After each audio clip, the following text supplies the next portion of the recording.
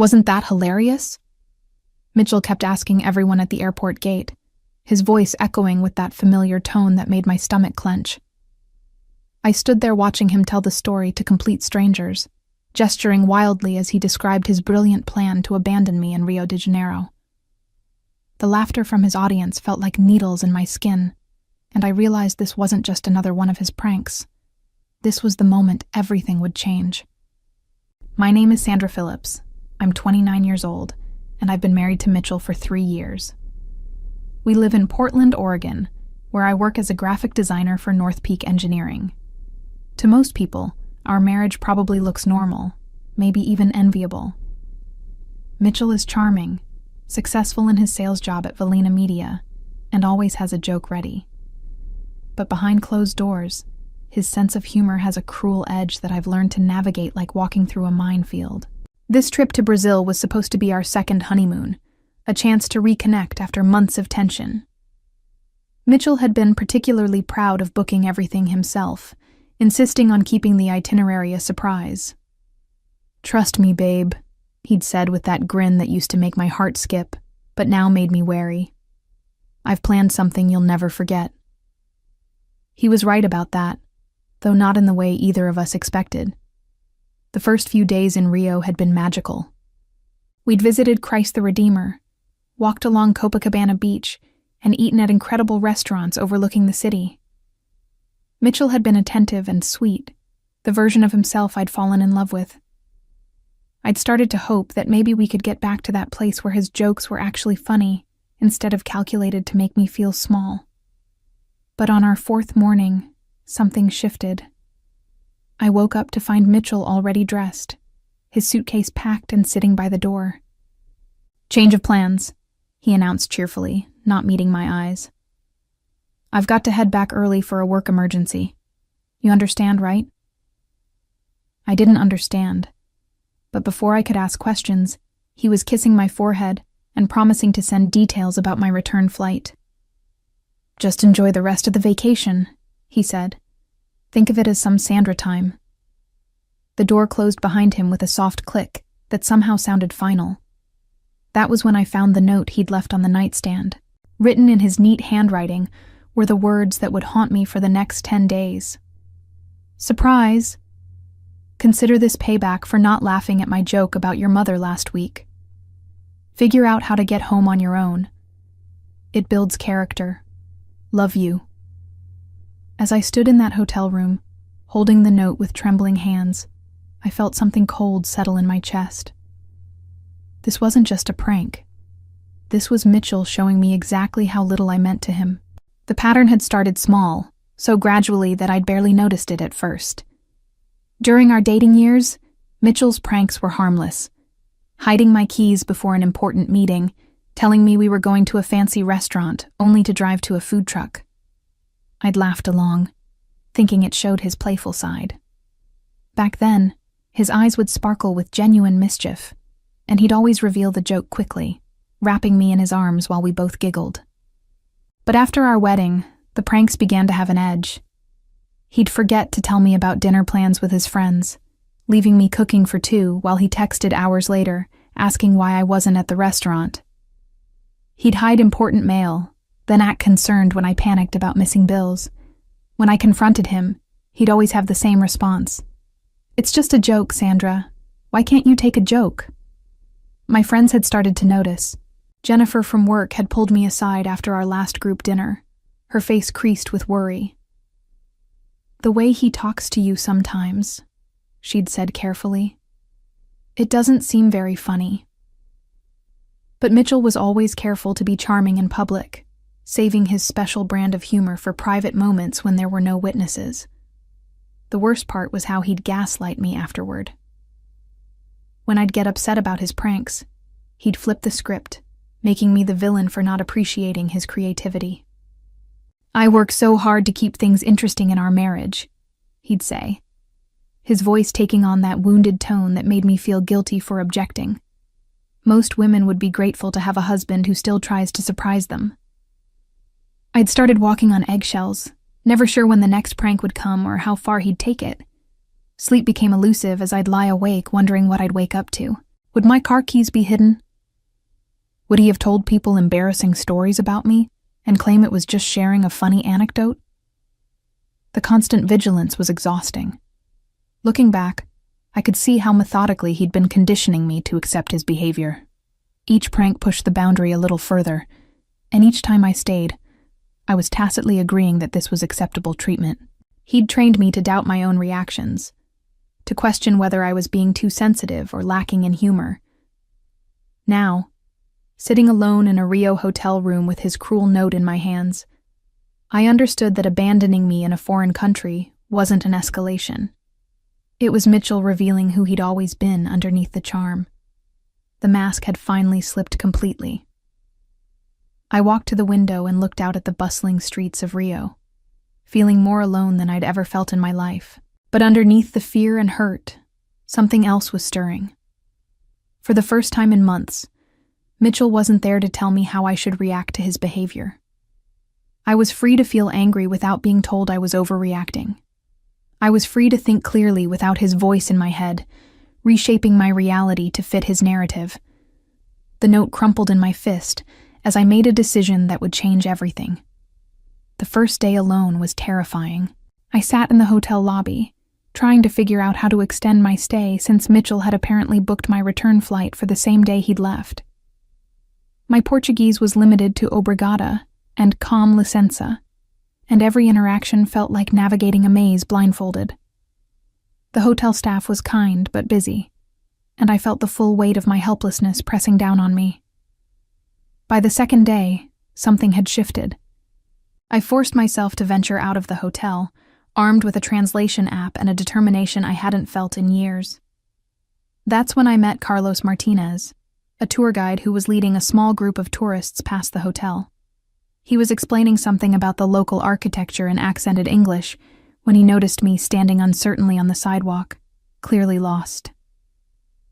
"Excuse me," he said, approaching with a warm smile that reached his dark eyes. "You look like you might need some help." I almost cried with relief. Carlos was maybe 35, with kind eyes and an easy laugh that had nothing cruel in it. When I explained my situation, carefully editing out the more humiliating details, his expression grew serious. "Your husband left you here alone." The disbelief in his voice was validating in a way I hadn't expected. "This is not acceptable behavior for any man." Carlos spoke about respect with such certainty, as if it was a basic requirement rather than something to be earned through perfect behavior. It was a revelation. He offered to help me navigate the city, and for the first time since Mitchell had left, I didn't feel completely powerless. Over the next few days, Carlos showed me a Rio I never would have seen trailing behind Mitchell's aggressive tourist schedule. We explored quiet neighborhoods where locals gathered for afternoon coffee. He taught me basic Portuguese phrases and laughed with me, not at me, when I mispronounced words. We visited small galleries and listened to street musicians, taking time to actually absorb the culture instead of rushing through it for social media photos. What struck me most was how Carlos asked for my opinion on everything. Which restaurant looked appealing? What kind of music did I want to hear? Did I prefer the bustling beaches or the quieter overlooks? After 3 years of Mitchell making every decision and then mocking me if I expressed different preferences, having someone genuinely care about my thoughts felt revolutionary.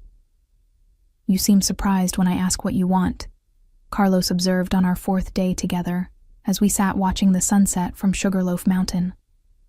"My husband usually just decides things," I admitted, then immediately felt disloyal for saying it.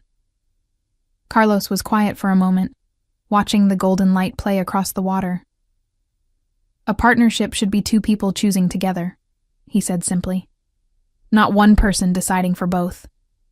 Back in my hotel room that night, my phone buzzed with another text from Mitchell. He'd been sending them sporadically, each one more bewildered than the last. The latest read, "Sandra, this joke has gone on long enough. I'm starting to get worried. Call me back." I stared at the message, realizing something crucial had shifted inside me. I wasn't ready to go home yet. By the 6th day, Mitchell's texts had taken on a different tone. What had started as casual check-ins were becoming increasingly frantic demands for contact. "Sandra, answer your phone," read one message. "This isn't funny anymore," said another. The irony wasn't lost on me. Suddenly Mitchell was the one who couldn't take a joke. I found myself analyzing each message with a clarity I hadn't possessed in years. Without his physical presence to manipulate my emotions, I could see his tactics laid bare. The progression from dismissive to concerned to angry followed the exact pattern he used when his pranks didn't get the reaction he wanted. First, he'd double down on the joke. Then he'd express fake worry to make me feel guilty. Finally, he'd get angry and blame me for ruining his fun. But this time, I wasn't there to be manipulated. Carlos and I had settled into an easy routine. Each morning, he'd meet me at the hotel with coffee and a new plan for the day. We'd visited museums where he'd translate the Portuguese descriptions, sharing stories about Brazilian history that brought the exhibits to life. We'd eaten at tiny family restaurants where the owners treated Carlos like a son and welcomed me with warm embraces despite our language barrier. "You're different than when I first met you," Carlos observed as we walked through the Santa Teresa neighborhood, admiring the colorful street art. "More yourself, I think?" He was right. Without Mitchell's constant commentary on my appearance, my opinions, and my reactions, I was rediscovering who Sandra actually was underneath the layers of accommodation and anxiety I'd built up. I laughed louder, spoke up more, and stopped second-guessing every word before it left my mouth. The shift wasn't lost on the people around us either. Vendors in the markets would smile and joke with me in broken English, treating me like a person rather than a tourist to be endured. Children playing in the streets would wave, and their mothers would nod approvingly when they saw how gently Carlos treated me. On the 7th day, Carlos suggested we visit a small beach town about an hour outside Rio. "It's where my family is from," he explained. "Very quiet, very peaceful. Good for thinking." The bus ride gave us time to talk without the distractions of sightseeing. Carlos told me about his ex-wife, a relationship that had ended amicably when they realized they wanted different lives. "She wanted to travel the world," he said. "I wanted to stay close to family. Neither of us was wrong, but we weren't right for each other." The maturity in his approach to relationships was striking. There was no bitterness, no jokes at his ex-wife's expense, no need to prove he'd been the victim.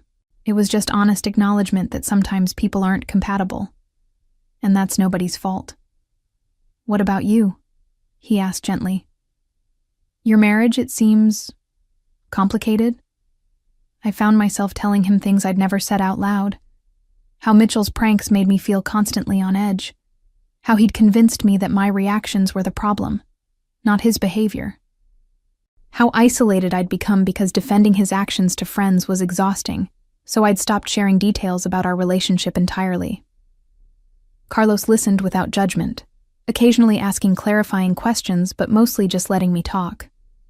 When I finished, he was quiet for a long moment. "This is not love," he said finally. "Love does not make you afraid. Love does not make you small." His words hit me like a physical blow, not because they were cruel, but because they were true. I couldn't remember the last time I'd felt safe with Mitchell. Really safe. Even in his good moments, I was always waiting for the other shoe to drop, for the joke that would remind me how little control I had in my own life. That evening, as we watched the sunset from the small town's beach, my phone buzzed again. This time, it wasn't a text. It was a call from Mitchell. I stared at his name on the screen, feeling my old anxiety start to rise, then made a decision that surprised us both. I turned the phone off and put it in my bag. The 8th day brought a revelation that changed everything. Carlos had introduced me to his sister Elena, who ran a small art gallery in Santa Teresa. As we browsed her collection of local artists' work, she mentioned something that made my blood run cold. "Carlos told me about your situation," she said in careful English, her expression sympathetic. "My friend works at the airline. She says a man came to the counter that day you mentioned, asking to cancel a woman's return ticket. He seemed very pleased with himself. The room spun around me. Mitchell hadn't just abandoned me. He'd actively sabotaged my ability to leave. What I'd assumed was typical Mitchell disorganization was actually calculated cruelty.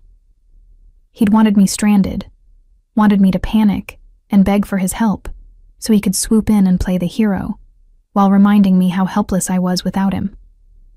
Carlos saw my face and immediately guided me to a chair. "What is it? What's wrong?"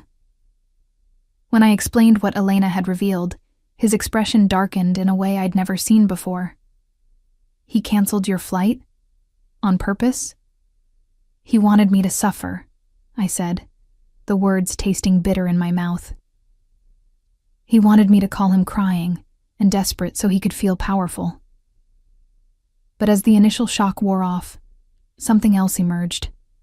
A fierce, burning anger that felt clean and pure. For 3 years, I'd made excuses for Mitchell's behavior, convinced myself that his pranks came from a place of playfulness rather than malice. Now I had proof of his true intentions, and it was liberating in the most unexpected way. "I'm not who he thinks I am," I said, surprising myself with the strength in my voice. "He thinks I'm helpless without him. But look at me. I've been navigating a foreign country for over a week. I've made friends, learned new things, discovered parts of myself I'd forgotten existed."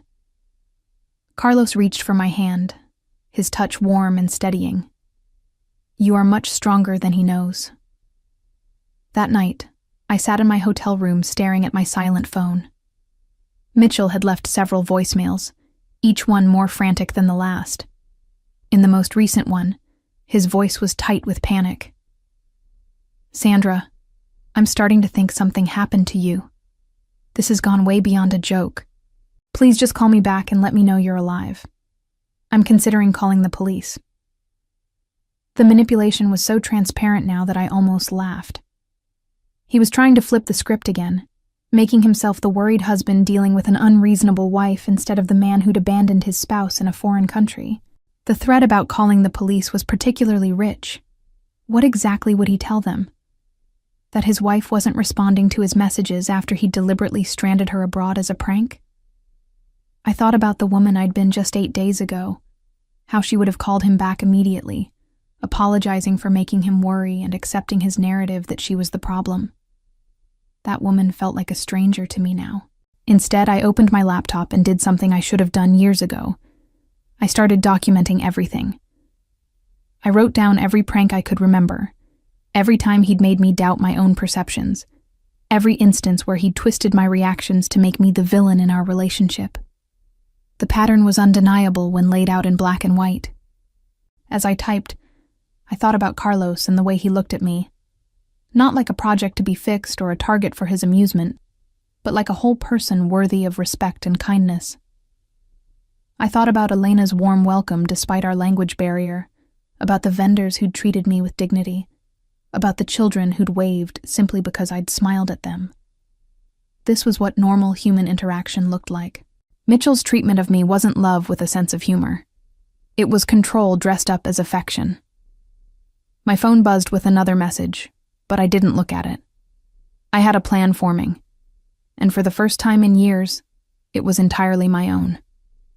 The 9th day brought an unexpected gift, absolute clarity. I woke up feeling lighter than I had in years, as if some invisible weight had finally been lifted from my shoulders. Carlos had planned another day of exploration, but first I had something important to do. I called my friend Jennifer back in Portland, calculating the time difference carefully. When she answered, her voice was sharp with worry.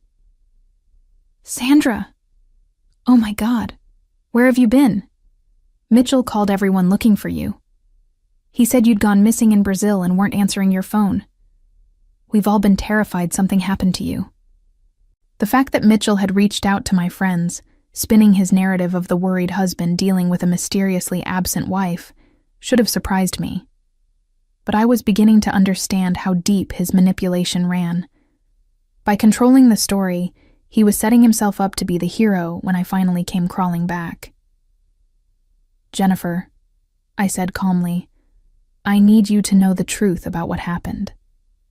I told her everything, about the note, about Mitchell deliberately canceling my return flight, about the pattern of cruel pranks that had been escalating for years. The silence on the other end of the line stretched so long I thought the call had dropped. That bastard, Jennifer finally whispered. Sandra, I had no idea it was this bad. We all thought, he seemed worried, but now that you're telling me this, he's been calling everyone to establish himself as the victim before I get home and tell my side, I said. He knows exactly what he did. Jennifer was quiet for another moment. What are you going to do? That was the question, wasn't it? I looked out my hotel window at the vibrant streets of Rio, thinking about Carlos waiting downstairs to show me another corner of his beautiful city. I thought about Mitchell back in Portland, probably planning his triumphant rescue story for when I finally broke down and called him. I'm going to let him sweat a little longer, I said. And then I'm going to remind him that actions have consequences. After hanging up with Jennifer, I felt a surge of energy I hadn't experienced in years. I wasn't a victim anymore. I was a woman taking control of her own story. Carlos was waiting in the lobby with his usual warm smile and 2 cups of coffee. You look different today, he observed as we walked toward the metro station. Happy. I feel like myself again, I said, and meant it. We spent the day at Tijuca National Park, hiking through rainforest trails that felt worlds away from the chaos of the city. Carlos was an excellent guide, pointing out exotic birds and explaining the ecosystem in his patient, enthusiastic way. But more than that, he was excellent company, funny without being cruel, confident without being domineering, interested in my thoughts without making me feel like I was being tested. As we sat by a waterfall, sharing a picnic lunch Elena had packed for us, Carlos asked the question I'd been expecting. What happens when you go home? I'd been thinking about that constantly. The practical details were daunting. Finding a divorce lawyer, figuring out how to separate our finances, deciding whether to keep living in Portland or start fresh somewhere else. But underneath all that was a deeper question about what kind of life I wanted to build. I don't know yet, I said honestly. But I know I can't go back to pretending Mitchell's behavior is acceptable. Carlos nodded, his expression serious. You deserve someone who treats you with respect. Always. That evening, as I sat in my hotel room preparing for what would be my final night in Rio, my phone buzzed with another call from Mitchell. This time, I answered it, but I didn't say hello. Instead, I let it ring through to voicemail and listened as his voice, tight with barely controlled panic, filled the silence. Sandra, please. I'm sorry, okay? The prank went too far. Just call me back so we can figure out how to get you home. I'm worried sick about you. I saved the voicemail, then crafted the message that would change everything. On the 10th day, I sent the text that would shatter Mitchell's carefully constructed narrative. Thanks, babe. Carlos showed me some spots you'd never reach.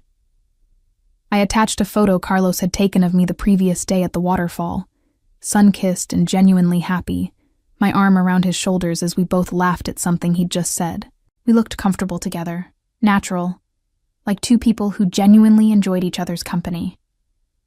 My phone rang within 30 seconds. What the hell does that mean? Mitchell's voice was sharp with panic. All pretense of the worried husband dropped. Who is Carlos? What spots? Oh, Carlos is a tour guide I met, I said, keeping my voice light and casual. He's been showing me around Rio since you left. Amazing what you can see when someone actually cares about what you want to do. The silence on the other end was deafening. I could practically hear Mitchell's mind racing, trying to figure out how to regain control of the situation. Sandra, this isn't funny anymore, he finally said, his voice taking on that familiar, commanding tone. You need to come home immediately. We need to talk about this. Actually, I think we're talking just fine right now, I replied. You wanted me to figure out how to get home on my own, remember? Well, I'm figuring out a lot of things. It was just a prank, The desperation in his voice was unmistakable now. "You're supposed to be grateful when I rescue you. That's how this works." And there it was. The truth he'd never admitted before. In Mitchell's mind, I was supposed to be grateful for his rescue from a problem he'd created. I was supposed to thank him for solving the crisis he'd engineered, cementing my dependence on him and his superior problem-solving abilities. "The thing is, Mitchell, I didn't need rescuing," I said. "Carlos showed me what partnership actually looks like. You know, where someone considers my feelings instead of treating me like the punchline to their joke." The photo I'd sent was already doing its work. I could hear it in his breathing, in the way his voice cracked slightly when he spoke again. "You can't leave me for some Brazilian guy you just met." "Leave you?" I repeated, as if the idea had just occurred to me. "Mitchell, you left me, in a foreign country, as a joke. You canceled my return flight and left me stranded because you thought it would be funny to watch me panic." "How did you—" He caught himself, but it was too late. "How did I know you canceled my flight?" I finished for him. "Because unlike you, Carlos has friends who actually care about people. They told me what really happened." The line went quiet, except for Mitchell's ragged breathing. I could picture him in our Portland apartment, probably pacing the living room, running his hands through his hair the way he did when his carefully laid plans started to unravel. "Sandra, please," he said. And for the first time in our entire relationship, Mitchell sounded genuinely vulnerable. "This has gone too far. I was just I wanted you to appreciate me more. By abandoning me, the anger I'd been holding back finally bubbled to the surface. By making me feel helpless and alone. By hoping I'd call you crying and desperate so you could feel important. That's not... I didn't mean..." "Yes, you did," I cut him off. "You meant every bit of it. Just like you meant every cruel prank you've pulled over the past 3 years. You've been systematically trying to make me feel small and dependent. And you know what? It worked. Until now." I looked out my hotel window at the sunset painting Rio's skyline in shades of gold and pink. In a few hours, I would board my rescheduled flight home, but I wasn't the same woman who'd been abandoned here 10 days ago. "I'm filing for divorce when I get back," I said simply. "Carlos showed me what it feels like to be treated with respect, and I'm never going back to settling for less." "Sandra, wait." I hung up and turned off my phone. Mitchell could panic all he wanted. I was done being his audience. Mitchell's carefully constructed image crumbled when the truth about his hilarious prank spread through their social circle. Friends who had initially sympathized with his story of a missing wife were horrified to learn he had deliberately abandoned Sandra in Brazil and canceled her return flight as a cruel joke. His reputation at Valina Media suffered when colleagues realized his pattern of manipulation extended beyond his marriage, and several clients began questioning his judgment and character. The divorce proceedings became a public embarrassment, as Sandra's documentation of his psychological abuse painted a clear picture of a man who confused cruelty with humor, while his frantic attempts to win her back only highlighted his desperation and loss of control. His family, who had always enabled his behavior by laughing at his pranks, finally saw him for what he truly was, when Sandra calmly presented evidence of years of calculated emotional manipulation, disguised as playful jokes. As I settled into my new apartment in Portland 6 months later, I smiled at the postcard Carlos had sent from Rio, a picture of Sugarloaf Mountain with a simple message: "Thinking of you and hoping you're building the life you deserve." I was doing exactly that, surrounding myself with people who understood that love should lift you up rather than tear you down, and I had never been more grateful for a prank that backfired so spectacularly it set me free.